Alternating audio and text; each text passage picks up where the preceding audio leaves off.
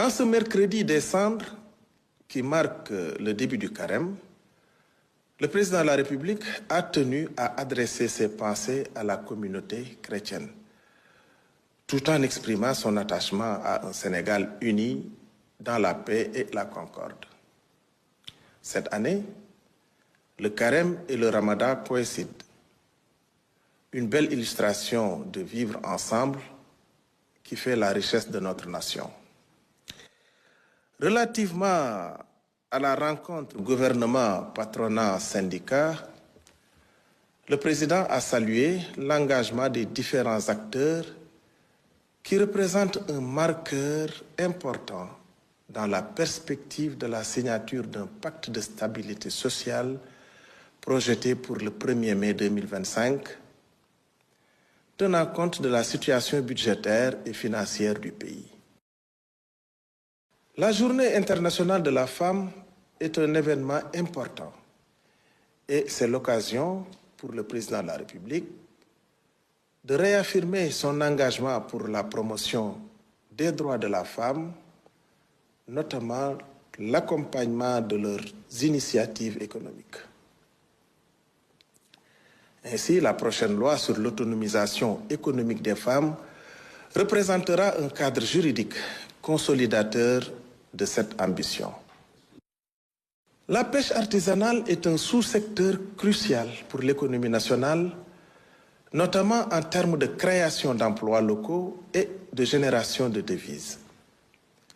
Le président de la République demande ainsi au Premier ministre et au ministre en charge des pêches d'organiser des concertations inclusives pour tous les acteurs concernés pour replacer le secteur au centre de l'activité économique.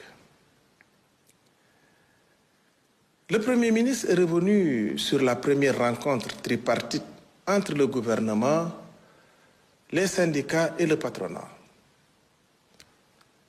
Elle a permis de recenser les préoccupations de partenaires sociaux et au gouvernement de faire le point sur le contexte économique du pays et les accords en cours.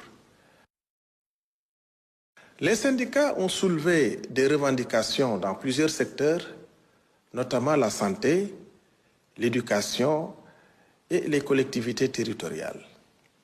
Le patronat a insisté sur l'urgence d'apurer la dette intérieure et de renforcer le dialogue public-privé, notamment par la loi sur le contenu local et un projet de loi sur le patriotisme économique.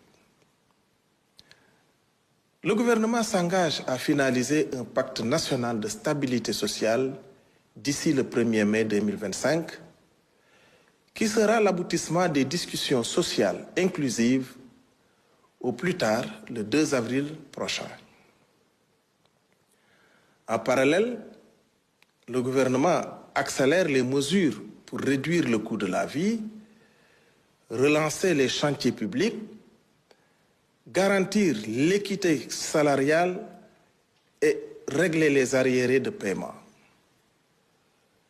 Une attention particulière est portée à l'implication du secteur privé dans l'agenda Sénégal 2050 avec des rencontres prévues en avril 2025.